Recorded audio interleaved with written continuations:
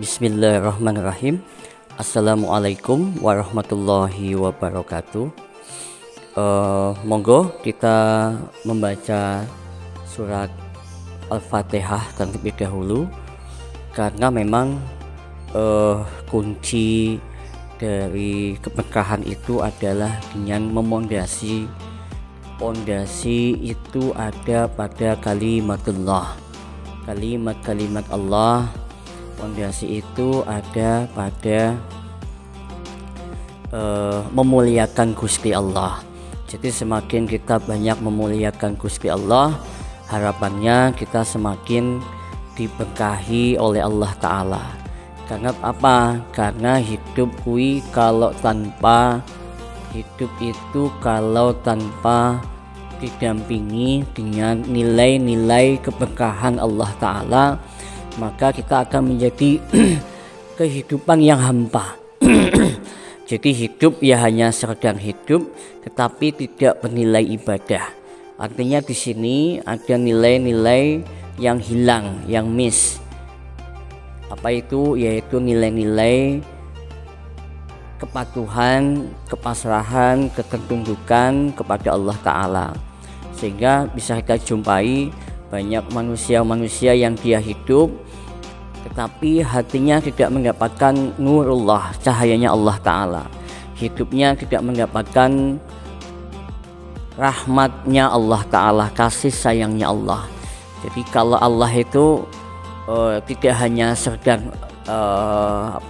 kasih saja, kasih tetapi juga menyayangi.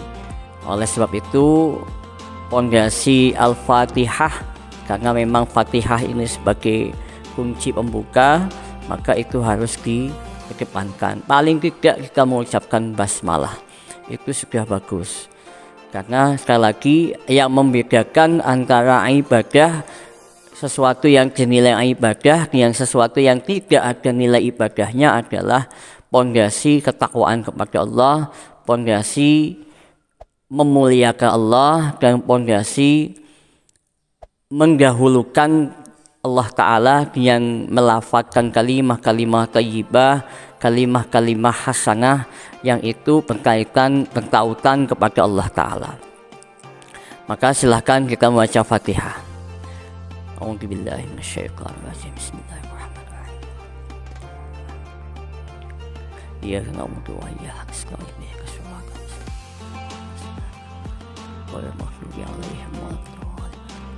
Oke, pagi ini atau siang ini atau mungkin malam ini, karena masing-masing beda, kita akan membahas terkait dengan pernikahan, nikah.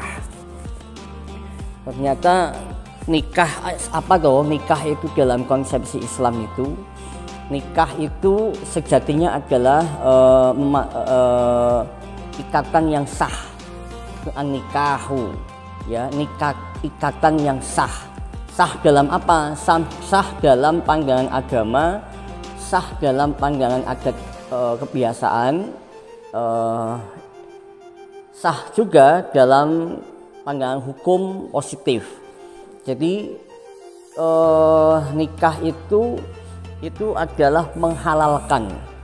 Jadi nikah itu atau sama dengan menghalalkan sesuatu yang belum halal. Jadi kalau tidak ada syarat-syarat nikah ini yang dilakukan, maka itu belum sah namanya. Jadi memasukkan alat kelamin laki-laki ke alat kelamin perempuan gitu ya, itu akan menjadi sesuatu yang maksiat, tidak dinilai sebuah pernikahan apabila tidak ada sesuatu yang menghalalkan. Nah, maka sesuatu yang menghalalkan inilah yang disebut dengan nikah. Inilah yang disebut dengan nikah. Jadi nikah itu pada akhirnya adalah bentuk menghalalkan dua hubungan, baik hubungan hati batiniah, hubungan akliyah, dan hubungan seksual yang itu diridhoi oleh Allah melalui sebuah akad. Nah, ada akad, makanya ada akad pernikahan. Ya, makanya ada akad pernikahan. Nah, itulah yang disebut dengan nikah. Maka nikah ini sejatinya di dalamnya ada istilah mitsaqon gholizon. Mitsaqon gholizon ini artinya adalah ikatan yang kuat, ikatan yang kokoh. Jadi tak kala antum itu kemudian berpaut dua hati, berpaut dua pikiran, berpaut dua jiwa atau mungkin secara tubuh, itu sejatinya adalah mengikatkan ikatan yang kuat. Mitsaqon gholizon, ikatan yang kokoh, ikatan yang kuat, ikatan yang kokoh, itu pernikahan. Maka kala menikah itu memang idealnya harusnya semakin dia ke belakang, semakin dia bertahun, berbulan, berminggu, berbulan, bertahun itu ke belakang, harusnya ikatan itu semakin kuat. Ikatan janji seorang suami kepada kepada perempuan, atau janji seorang perempuan kepada laki-laki, atau dalam hal ini ikatan janji seorang suami kepada istrinya atau ikatan istri kepada suaminya itu semakin kokoh, semakin kuat, bukan semakin memudar. Apa bentuknya? Janjinya apa? Satu, janji untuk setia kepada suaminya atau istri kepada suaminya. Itu semakin kuat. Meskipun banyak kita jumpai, banyak kita dapatkan pernikahan yang janjinya itu melemah tak kalah di pertengahan. Bahkan di bulan kedua, bulan ketiga, bulan keempat, tahun pertama, tahun kedua, tahun ketiga, itu tuh mulai melemah, janji itu mulai melemah, mulai pudar. Bahkan mungkin lupa yang janjinya, sehingga terjadilah semacam penyimpangan dalam pernikahan. Misalkan ada kebohongan, selingkuh, kemudian ada kejadian-kejadian yang itu menunjukkan sebagai bentuk kita itu tidak sesuai dengan janji kita. Nah, itu tidak sesuai dengan janji kita, yang pada akhirnya menyebabkan mitsaqon gholizon ini melemah, bahkan mungkin memudar, bahkan cenderung udah lepas, ikatannya lepas. Ya, inilah yang disebut dengan perceraian. Maka memang pernikahan itu di bulan-bulan awal itu memang lebih banyak bahagianya. Kenapa lebih banyak bahagianya? Ya, antum tahu sendiri lah. Kebanyakan orang menikah itu kan tujuan utamanya seksual. Padahal sejatinya pernikahan itu tidak semata-mata seks. Meskipun ada orang-orang dalam kajian agama sendiri, salah satu tujuan nikah itu ya seks itu. Kenapa? Untuk menyalurkan libido, untuk menyalurkan nafsu seks, nafsu seksualnya dia dengan jalan yang dengan jalan yang dirahmati oleh Allah, dengan akad pernikahan. Jadi sah. Berbeda apabila menyalurkan seksual itu dengan tidak ada pernikahan, kan jadi menyimpang. Maka itulah salah satu tujuan pernikahan adalah seks. Tetapi tidak semata-mata seks itu juga menjadi tujuan utama dalam pernikahan, ya kan? Yang kemudian dia tidak mendapatkan seks di istrinya, kemudian pada akhirnya dia akan selingkuh, mungkin akan menikah lagi sampai 5 kali, 6 kali, bahkan sampai 9 kali, 12 kali mungkin. Itu semata-mata kesannya hanya nikah itu nikah itu ya seks, padahal nggak seperti itu. Ya, nikah itu sejatinya adalah sejatinya ya kita itu menyatukan hati, menyatukan pikiran, menyatukan visi misi, kodratnya seorang laki-laki dan perempuan untuk melakukan sebuah pertautan hati yang di dalamnya ada seksualitas, ya kan, sebagai bentuk dari kebutuhan batiniah mungkin, ya, kemudian ingin mendapatkan keturunan di situ. Tetapi lagi-lagi apabila memang tujuan utamanya seks, saya khawatir ketika dia tidak mendapatkan itu dalam pernikahan itu, atau istrinya kemudian tidak mampu melayani, atau suaminya pun demikian, dia akan berpaling kepada yang lain yang mudahnya, dia akan meninggalkan yang mudahnya. Ini kan jelas egois sekali itu. Dia hanya menilai sisi perempuan itu dari aspek seksualitasnya saja, atau dia hanya menilai seorang laki-laki itu hanya dari aspek seksualitasnya saja. Padahal di sisi lain kita harus menilai sang perempuan itu dari kebaikan-kebaikan yang lain. Kebaikan-kebaikan yang lain. Demikian pula sang laki-laki, kalau tidak mampu memenuhi hasrat seksualnya di awal, di tengah, sebagainya, ya dilihat sisi baiknya di mana, sisi kemuliaannya di mana, kebaikannya di mana. Yang inilah yang akan saling menutupi di situ. Karena sejatinya pernikahan itu adalah seperti celana dan baju. Tidak mungkin kita hidup hanya pakai celana saja tanpa baju. Tidak mungkin pula menikah itu hanya baju saja tanpa celana. Pasti kedua-duanya penting. Katakanlah celana itu ada yang bolong, ada yang bolong ditembel, bukan kemudian dilepaskan, tapi ditembel, kan begitu. Nah, itulah pernikahan. Maka mitsaqon ghalidhan itu, ikatan yang kuat itu jangan kemudian direcoki atau diperlemah oleh unsur-unsur yang sifatnya itu memang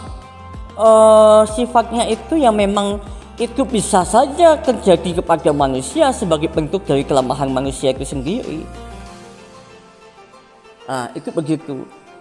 Nah, kemudian kalau seandainya dalam pernikahan kemudian ada perceraian, apa nggak boleh? Perceraian itu adalah sesuatu yang memang diizinkan oleh Allah Ta'ala dengan tanda kutip. Ya, artinya perceraian kan sifatnya makruh tuh. Ya, sifatnya makruh. Itu boleh diizinkan oleh Allah Ta'ala, tetapi tanda kutip tadi itu. Tapi ada syaratnya. Syartnya ada apa? Salah satunya adalah permasalahan yang tidak bisa diselesaikan dengan cara apapun. Permasalahan yang tidak bisa diselesaikan dengan cara apapun, dengan cara pendekatan emosional, pendekatan personal, pendekatan apapun itu tidak bisa dilakukan. Kemudian di dalamnya semakin tidak mendapatkan kesejahteraan batiniah dan kesejahteraan lahiriah. Misalkan di dalamnya ada penyiksaan, ada yang namanya di dalamnya ada istilahnya penggojlokan, penganiayaan, marital rape gitu ya. Kemudian ada kezaliman yang itu tidak bisa diluruskan. Maka saya kira atau Islam menganjurkan itu boleh-boleh saja kemudian bercerai. Ya, dengan sekali lagi itu ada asbabnya, sebab pastinya. Ada sebab pastinya yang jelas dan makul, masuk akal.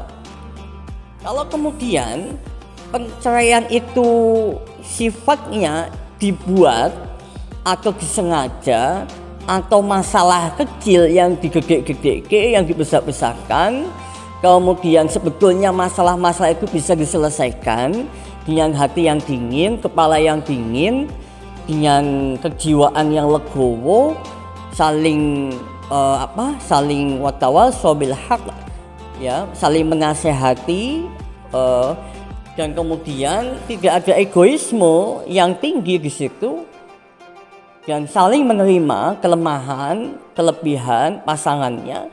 Saya kira atau ini tidak dianjurkan untuk bercerai.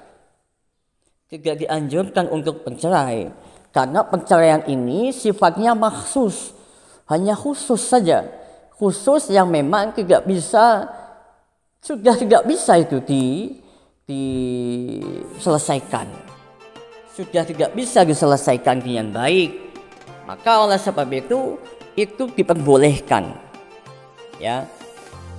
Tetapi apapun itu bentuknya, perceraian itu juga bagian dari qadar Allah, takdirnya Gusti Allah. Ya, perceraian itu juga bagian dari qadar Allah, takdirnya Gusti Allah Ta'ala. Tetapi selama kita mampu untuk mencegah itu semua dan tetap mitsaqan ghalidhan, ikatan yang kuat itu kemudian diikat kembali dengan kencang kembali dengan berbagai macam cara, saya kira itu jangan dilakukan. Nah, pertanyaannya sekarang adalah bagaimana menciptakan pernikahan yang pernikahan yang tetap mitsaqan ghalidhan itu kuat. Jadi mitsaqan ghalidhan itu tetap kuat. Apa yang harus dilakukan? Yang pertama adalah pondasikan pernikahan itu karena Allah Ta'ala. Jadi menikah itu adalah bagian dari ibadah. Itu perlu antum tahu semua. Nikah itu an-nikahu huwal ibadah. Nikah itu adalah ibadah. Sehingga karena nikah itu ibadah, maka ujiannya akeh. Ujiannya banyak. Gak mungkin nikah yang itu bentuk dari ibadah. Nabiullah Adam alaihi salam dan Siti Hawa alaihi salam itu kan menikah. Coba Nabiullah Adam sama Hawa aja diuji oleh Gusti Allah. Bayangkan saja di awal pernikahannya saja beliau berdua sudah mendapatkan ujian yang begitu hebatnya. Kemudian Nabi Adam diturunkan di sebuah tempat, Hawa juga sama di muka bumi, yang itu nafsian, dewe-dewe. Nabi Adam sendiri, Hawa dewe, kemudian sekian tahun kemudian dipertemukan di Jabal Rahmah itu. Ini kan juga bentuk ujian. Bentuk ujian. Ujiannya wong nikah. Ujiannya wong menikah. Sehingga kalau kemudian kita kok tidak mendapatkan ujian-ujian dalam pernikahan, ya bukan ibadah namanya. Karena hakikatnya ibadah itu mesti ada ujiannya. Kalau untuk mendapatkan pahalanya Allah itu ya mesti ada ujiannya. Enak sekali. Kemudian kita itu mendapat pahala Allah tapi nggak diuji oleh Gusti Allah. Maka namanya menikah itu kan ada grade-nya, tingkatannya. Menikah itu ya ada tingkatannya gue mau. Jadi nikah itu ya tidak hanya semata-mata dia menikah saja, tapi ada tingkatannya. Jadi tingkatannya bawah itu ya mudah pecah lah kapal itu. Kalau naik ke atas dengan lebih tinggi lagi, ujiannya kemudian dia mampu menghadapi itu, itu tingkatannya lebih tinggi lagi. Semakin tinggi ya semakin ujiannya akeh. Tapi kita yakin kalau dia berhasil melalui ujian tahap 1, di tahap kedua pasti insya Allah di tahap ketiga, keempat dia akan berhasil. Dengan catatan memang pondasi utamanya itu adalah Allah Ta'ala, agama. Wong nikah kalau agamanya kuat, ilmu agamanya itu lemah, artinya amalan ibadahnya lemah, kemudian perilaku agamanya lemah, internalisasi agamanya lemah, ya wis, nek misalkan nikah itu ketika ada masalah ya wis hantam-hantaman. Kalau ada masalah ya wis misuh-misuh, wis padu, ya piring, ya peso, ya pisau, ya wis macam-macam, penyiksaan, hantaman, pukulan. Kenapa? Karena dia nggak punya agama. Kalau dia punya agama, penyelesaiannya nggak kayak gitu. Penyelesaiannya ya dikembalikan kepada Allah Ta'ala.